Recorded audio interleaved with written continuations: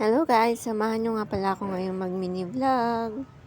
Dumating na nga pala yung in-order ko galing sa Shopee na DIY wall clock. Mura ko nga lang pala ito nabili guys, naka-sale din kasi siya. Nasa 60 pesos lang to at free delivery pa. Kasi may in-order pa ako nito nakasama. So, chinek ko nga siya isa-isa guys, kasi nga napakamura niya. Tinignan ko kung legit yung laman. Legit naman guys, kompleto naman yung laman niya, walang sira, walang kulang. Ang kagandahan dito, meron na rin pala siyang kasamang guide or yung reference mo na gagawin para pumantay yung pagkakadikit mo ng wall clock mo. Ikaw, nasa sayo kung gagamitin mo to kasi pwede mo rin siyang i-expand guys para sakop na sakop yung pagkakabitan mo na wall nitong DIY wall clock mo. So ako, susundin ko lang tong guide na nandito kasi dito ko lang naman siya ilalagay sa taas ng TV. Para hindi rin kami tanungan ng oras. Ni, ano oras na?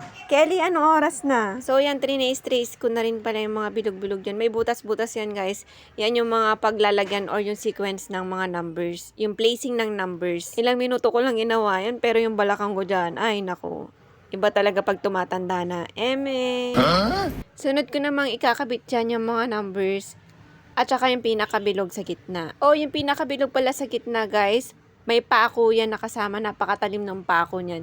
Konting pukpok mo lang dyan sa pako na yan, babaon na yan. Babaon. Kailangan pala guys, dun mismo sa taas ng bilog ninyo, ipukpok yung pako. Ipukpok yung martilyo. Basta sa taas ng bilog. Igitna mo lang ng gusto guys, kasi para pag kinabit mo yung bilog, pantay siya.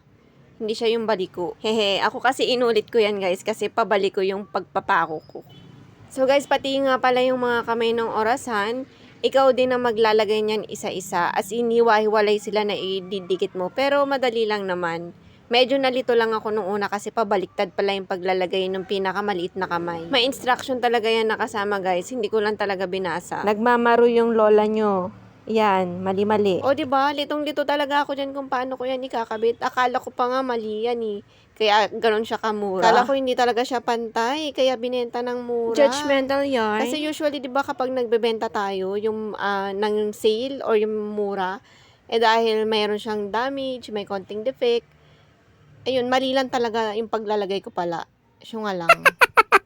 So, ayan nga guys, sinukat na natin siya. Yan nga pala yung time na hindi siya pantay, kaya tinanggal ko ulit. Yan yung time na pinantay ko siya. Tinanggal ko yung pagkakapako ulit niyan guys. Madali lang naman kasi nga hindi ko naman siya masyadong binaon. Kasi nga baliko yung bilog. Kailangan mo talaga siyang ipantay na nakaharap. Para perfect din yung paglalagay ng bilog. Wala nga pala yung kasamang battery guys ha, pag binili mo. Ano, mura na? Tapos libre pa battery? No. Ano ka, gold? So ito nga guys, tinikit ko na nga dyan isa-isa yung mga numbers. Adhesive na rin pala yan guys. Ipipil mo na lang yan guys, tapos dikit-dikit na lang kasi adhesive naman siya. At sobrang dikit niya guys ha, pinunasan ko muna kasi yung pader bago ko yan dinikit. Kailangan yung punasan yung pader bago nyo idikit. Natutuwa ako dyan habang dinidikit ko yung mga yan. Nai-imagine ko kasi dati, nanonood lang ako ng mga ganito, yung mga DIY na vlog sa Facebook. Tapos ngayon guys, ginagawa ko na. Kala ko dati hindi ko talaga siya kayang gawin guys. Posible pala talaga, lalo na may nilulook forward ka. Ganito pala yung feeling. Kaya sobrang nagagalingan talaga ako sa mga vlogger na nagko-content ng ganito. Yung dini-DIY nila yung ginagawa nila. Hindi pala talaga siya ganun kadali, guys. I mean, yung pagbablog niya na, yun ang hindi ganun kadali. Pero yung pagdidikit niyan, guys, madali lang. At kung napapansin nyo, guys, puro Bini nga pala yung background ko dyan. Kasi si Kelly, nanonood ng Bini, maghapon nanonood ng Bini. Ayan na, malapit na ako matapos dyan guys. Super excited na akong picturean to para ipapakita ko kay Ani.